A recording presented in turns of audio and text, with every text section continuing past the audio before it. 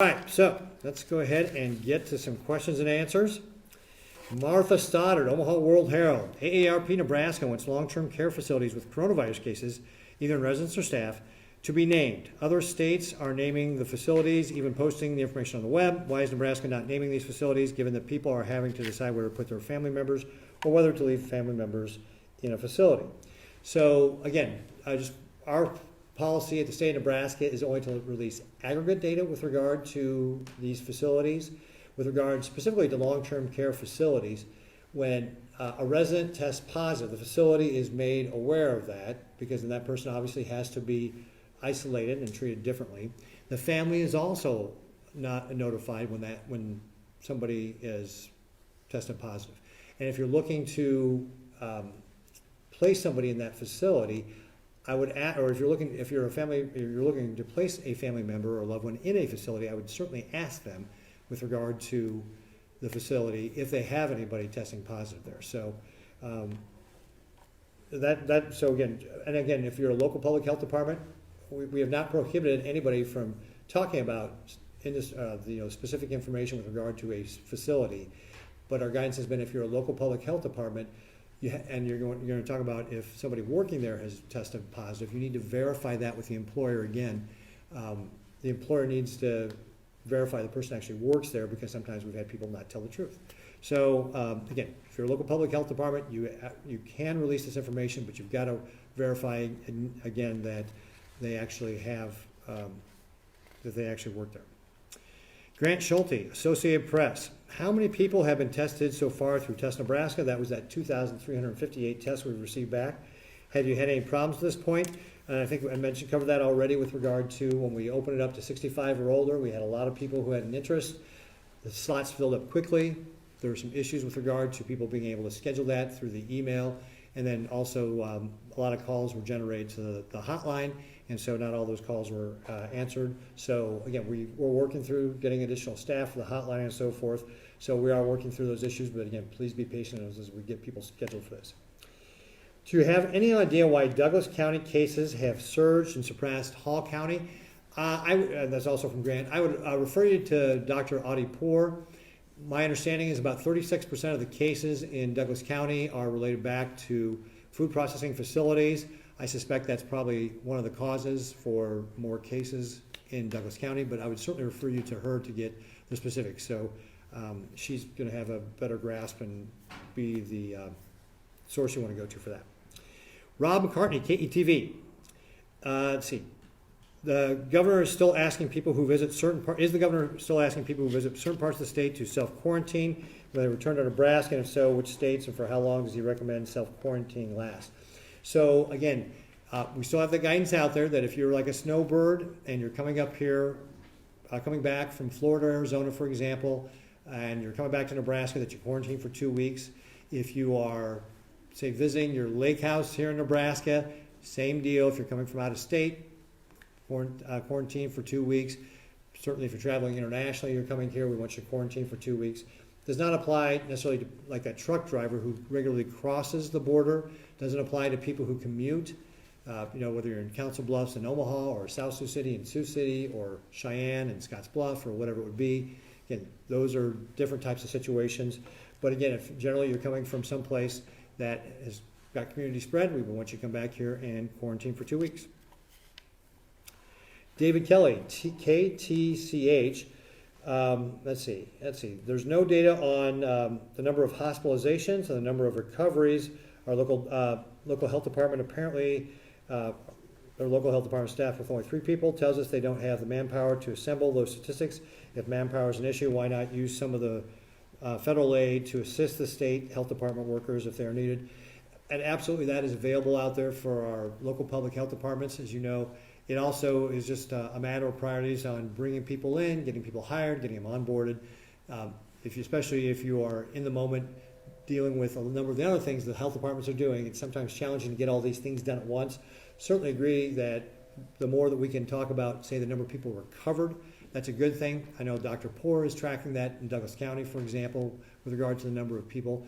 We're publishing the hospital data, as far as the overall state aggregate for hospitals, beds available and so forth out there as well. And again, I'd say just be patient with the local health departments as we're all kind of learning our way through this. Certainly the resources are out there for them to staff up. However, I would say that things like contact tracing are going to be a higher priority to be able to get done, because that directly impacts how we can slow the spread of virus here in our state. And so with that, Taylor, where'd you go? I'm right here. Oh, Taylor, questions? WWT has 2 questions regarding Test Nebraska. Are you satisfied with the number of tests done so far, and is Test Nebraska worth the investment instead of giving it to another entity? So the question from WWT is, am I satisfied with the number of tests we've been able to complete so far, and is this investment worth it? And the answer is yes on both cases. Again, we did our soft launch last week. As we start ramping this up, we've launched 4 of our mobile testing teams. So we're going to be having future announcements about additional testing teams.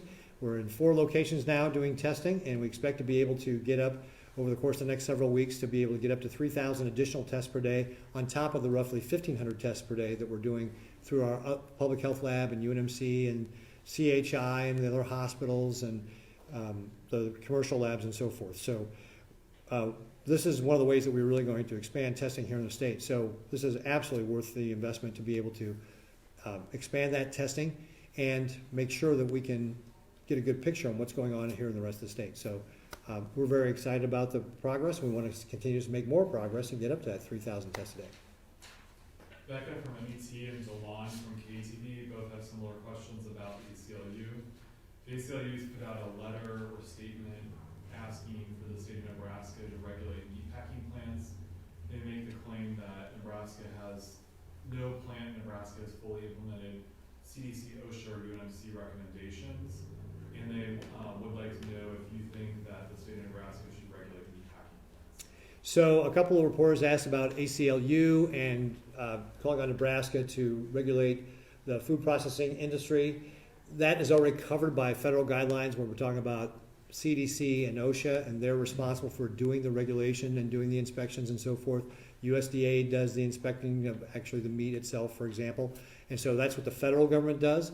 What we've been doing is working with them through UNMC to be able to establish the best practices. The meat processing COVID-19 playbook is really that document out there that it has all the best practices in it. We're doing weekly phone calls with the food processors to be able to talk about these best practices, also talk to them individually as well. So that's our role here as the state of Nebraska, is to work with the facilities to try and keep them open. The federal government's job is to do the regulation. Apparently the ACLU in their statement or press release or whatever is saying the facilities are not following OSHA guidelines. That's really OSHA's business to be able to enforce, not the state of Nebraska's. And then finally, Melanie from the York News Times wants to know what will happen with ball tournaments that are scheduled throughout the summer. So Melanie wants to know from the York News Times what's going to happen with ball tournaments that are scheduled throughout the summer. Again, we're just put out the guidelines with regard to how baseball and softball games can work. So this is starting practices June 1st, games beginning June 18th. And in those guidelines, it talks about if you're going to have more than one team play on the field, that you've got to have them in a separate area. They can't be mixing the players from the game that's coming up to the game that's there currently. You've got to wait till everybody leaves. You're going to have to sanitize down everything. So organizers of tournaments are going to have a lot of extra work to be able to make sure that they comply with all those guidelines, to make sure that you're not mixing those different groups of people to be able to have that tournament if that's what you're going to do. So I would suggest start with just trying to make sure that people are following the guidelines with regard to games starting June 18th. And obviously if you've got something scheduled before June 18th, you're not going to be able to do it from a team game standpoint. Is that it, Taylor? That's all I have. Okay, great. Questions from in here? Yeah. Are you recommending everybody wear masks when they go for youth sports this summer? Are we recommending everybody wear masks? I think that when you're playing sports, it's going to be difficult to wear masks because, again, just the nature of the physical activity there. But certainly, if you are one of the household members that are there, that's not a bad idea whenever you're in public to wear a mask. Some cases, again, it's just not going to be practical to wear masks. For example, if you're going to a restaurant, it's not going to be not really practical to wear a mask into a restaurant if you're going to be eating there. I think you just got to use the same sort of common sense when it comes to how you use masks in public. If you're playing a sport, it could be very difficult to do that, but if you're gonna be one of the spectators, it certainly would be possible to do that. Yeah, Lee? Question for Commissioner, if you don't mind. This, Yeah, this sure. might be more targeted to an NSA member, but I'm not 100% sure. Logistically, is it possible to rearrange sports to move more physical sports to the spring and maybe some of those softball, baseball, and keep them in the fall and like shift the football to the spring kind of thing, or is that? So far, I'm not. Yeah. So the question basically is it possible to move sports seasons around within the year to think about that differently? And so far, we've not had any detailed conversations about that. I think as we start conversations with NSAA, I'll find out if there's some more of that. But I think you're probably right. NSAA will have to probably weigh in on that topic.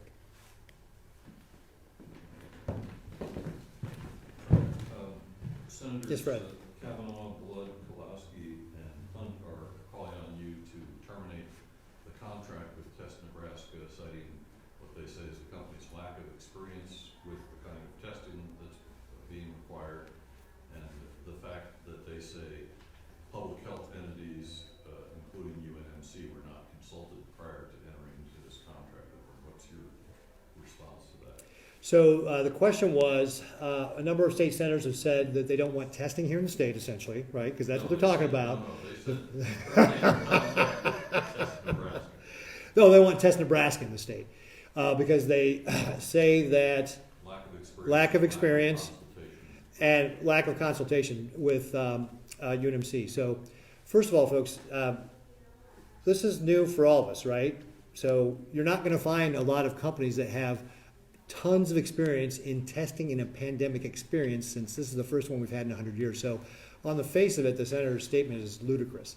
And again, I just can't think that the senators just don't want to have testing here in the state. Why wouldn't you want to have additional 3,000 tests a day on top of the tests we're doing? That's kind of the whole goal. In fact, UNMC told us that they wanted us to get to 3,000 tests a day, so we went out and figured out a way to do it.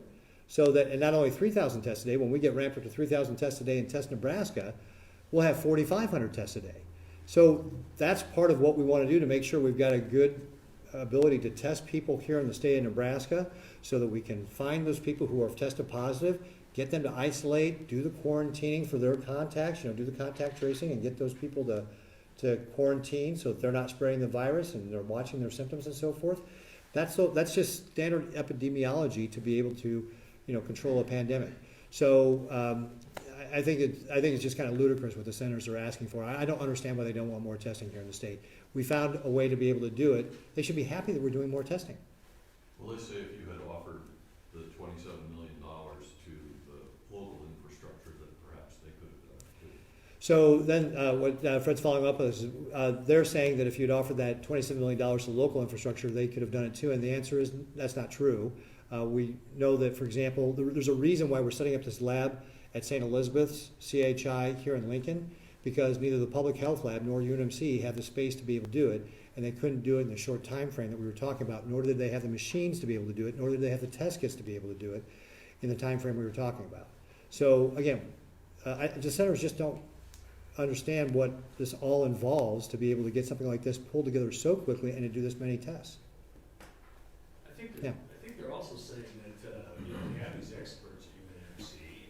Were they consulted? Were they asked to do this testing? Could you just give them the money and they could have set this up? So again, there was no ability to be able to do it in the time frame we're talking about. Again, you had to have access. Again, what we were able to do through the Silicon Slope companies was they had, because of their consortium, access to the machines, the PCR machines, and the tests to be able to do this. UNMC, Public Health Lab, nobody had that capacity. So you could not get it done in the time frame we were talking about as quickly as we're already up and running. We're doing tests last week, right? So nobody had that ability to be able to do that. And in fact, we used the Public Health Lab to help verify the lab that we set up at CHI to be able to do this testing. UNMC offered to be able, offered their resources to help do that too. So it's been a collaborative process of getting this up. And nobody at UNMC has complained to me about this. This is a complaint being manufactured by those senators. So we are doing more testing. The senators should be happy we're doing more testing. that we've got that ability starting last week to do more testing. That's a good thing. Was there an option to just buy the equipment and the reagent and the testing kits? They say, well, that would have been an option, buy the equipment. So the question was there an option to buy the equipment and buy the reagents? And no, there wasn't. I mean, that's the whole thing. Look, every state was out there trying to find ways to expand testing, and it still is looking for ways to expand testing. We're still looking for ways to expand testing. And we found a company or a consortium of companies that had access to all these materials to be able to help get this set up very, very quickly. And that was something that was, I mean, I don't know of anybody else that was offering to do the same sort of thing to be able to help get us set up so quickly. So again, this was an opportunity for us to be able to get this testing ramped up. We're demonstrating it already by testing people. The 2,358 test results we got back last week. That's a good thing. We should want more testing. Because they were concerned about the accuracy of testing, and it does look like the positive rate is much, much lower with Test Nebraska than it would be for the other labs. Can you? So yeah, so the question was about, so the, 3% versus 17%, I think was the numbers on Friday. yeah, so the question was, what about the accuracy of these tests? Again, we validated our test lab with, again, cooperating with the public health lab to be able to do that. And the tests are going to be 95% accurate. And then the other question was, why do you have a 3% testing positive rate versus, say, double-digit testing rate with some of the other testing we've been doing? And it gets back to the population we're testing. So again, what we've done is we've prioritized healthcare workers, first responders, food processors, but they didn't have to.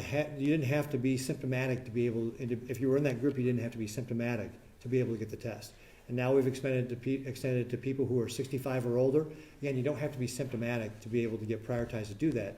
Which means if you're testing non-symptomatic people, your chance of getting people who are testing positive is going to be lower, right? Versus where we're testing in other places, we're testing in high-risk areas where we have hotspots. Generally, people are symptomatic, so we're testing people who are more likely to be tested positive with some of the other testing we've been doing. But you do ask if they're symptomatic. Can we get a comparison of the positives on the symptomatic people that were tested by Test Nebraska? Yeah. Versus the other, 'cause I mean, we're just getting the lump sum now. So the question was, but you also asked for people being symptomatic, and we test those people too. So can we get a breakout between those two? We'll have to dig into that. I don't know the answer to that question right offhand, Paul, so we'll have to kind of dig in and kind of figure out if we can separate that data out. And can you say, well, two questions. Why was it expanded to 65 and up? Were you not getting enough people in to get tested? And I also noticed on the website, now you're telling people to test way back in 72 hours, not 48. Has that been a change as well? So a couple things. One, with regard to why did we expand it to 65 or older? That was really, again, just to expand the population. So as we have the capacity to expand more people, we found out, for example, not everybody who was scheduling showed up. So we decided we can start expanding the population that's being tested. So again, we can maximize the number of people who are going through the process. And then, I'm sorry, Paul, the other question was? Have you also changed the criteria that you'll get tests back? Oh. In 72 hours. So the question was, I had set the expectation, we wanted to get these things turned around in 48 days. Now we're setting the expectations in 48 hours versus 72 hours. And that was actually just based upon, if you look at the mean testing time of all of our testing, it's about 3 days. So I think the mean is 2.7, the median is 3, and that's not just Test Nebraska, that's all of our testing. So just to line it up better with everything that we're doing and what we're actually being able to deliver right now, whether it's Test Nebraska or other means, we're setting the expectation of 72 hours. Can you say why it's taking a little bit longer? Well, actually, just so you know, it's not Test Nebraska that's driving that mean, that's all of our other testing too. So that's just in general how long it takes. So I want to try and get these things turned around in 48 hours, but if you look at all the testing we're doing, we're really doing about 3 days. So that's what we just set the expectations to be 3 days. Why it's taking a little bit longer, I guess. It's actually not taking longer, Paul. It's taking 3 days. That's what I'm saying. I set the expectation at 48 hours, but they said, gee, Governor, it's really taking us 3 days to get these things done. So we should set the expectation around 3 days. We have time for a couple more questions. The Test Nebraska the number of people that signed up kind of started off quick and it seems to have slowed down. You have, isn't it over 500,000 tests purchased? Where do you plan on filling that gap? I mean, you can encourage people to sign up to a degree, but you also have over 400,000 tests you still have to accumulate. Right, so the question was, gee, you've got 135,000 people signed up, you've bought 540,000 tests, seems like you got lots of extra capacity to be able to do that. We're gonna find all those people to take the test. Is that kind of it, right? So, again, I think the reminder is we are going to be doing this for the foreseeable future until there's a vaccine. So, yes, we want more people to sign up. TestNebraska.com, go sign up, please. It's a 5-minute assessment.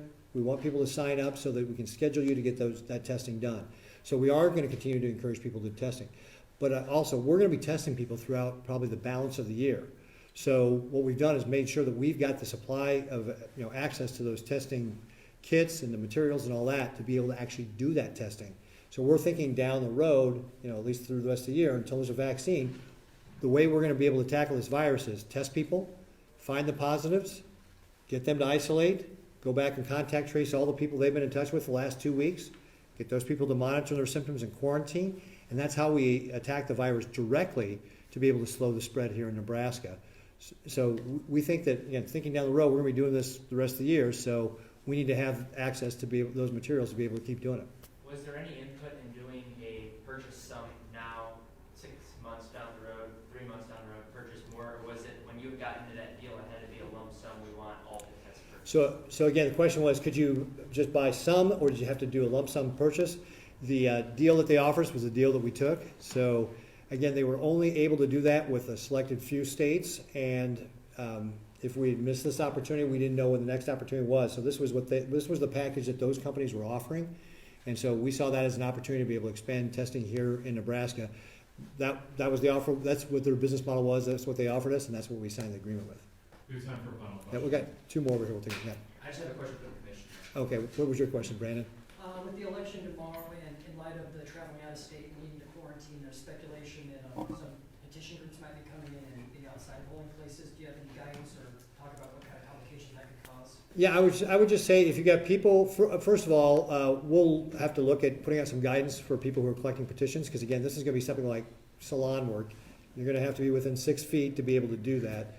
So I would urge Nebraskans to be cautious about signing any petitions if the person's not being wearing masks, but we'll put out some guidance with regard to that. And I would also encourage those petition people to hire Nebraskans. Okay, don't get people from out of state, because if they're coming in from out of state, they really ought to be thinking about quarantine, especially if they're going to be here for an extended period of time and circulating. They're going to have to be, they really ought to be thinking about quarantining. So quarantining for 2 weeks. So obviously if they're coming in from out of state, they're not going to be able to do that for tomorrow's election. So my advice would be get Nebraskans. And I'm just concerned about petition circulators circulating the virus. So my advice would be get Nebraskans to do that. Commissioner, can you come and take the other question? Yeah, so just looking at these guidelines with youth sports and how you guys are going to try to do things with baseball and softball, depending on how it goes, will this factor into like what schools do come this fall? So the question basically is, depending on how it goes underneath all these protocols with baseball and softball, will that factor into how we determine some things for the fall? And it absolutely will. The reality, I think, for us is using every little moment to see how coaches interact, how fans interact, how parents work with coaches and their players to make sure there's some safety. I think in each of these cases, it gives us kind of a model that either works or maybe has some challenges with it to be really thoughtful about. Obviously, baseball is different than some of our other fall sports, and so there's going to have to be further conversations about what that may look like, but at least it gives us a start to look at kind of fan behavior and parent and coaches' behavior as well. Great. Thank you very much, Commissioner. Appreciate it. Thank you all again for being here this afternoon to talk about what the state is doing to slow the spread of coronavirus in Nebraska. I want to thank all the Nebraskans who are working very, very hard to slow that spread of the virus. Please sign up for testnebraska.com. That is one way that everybody in Nebraska can be a part of fighting the virus here in our state. Sign up for testnebraska.com and get signed up so that you can also be scheduled to get that test. That's going to be an important way for us to be able to make sure we're really taking on the virus directly to get people to isolate and quarantine so we can let other people start getting back to a more normal life by loosening up some of the restrictions that we've talked about. Thanks again, and we'll see you all again back here at 2 p.m. Central Time tomorrow.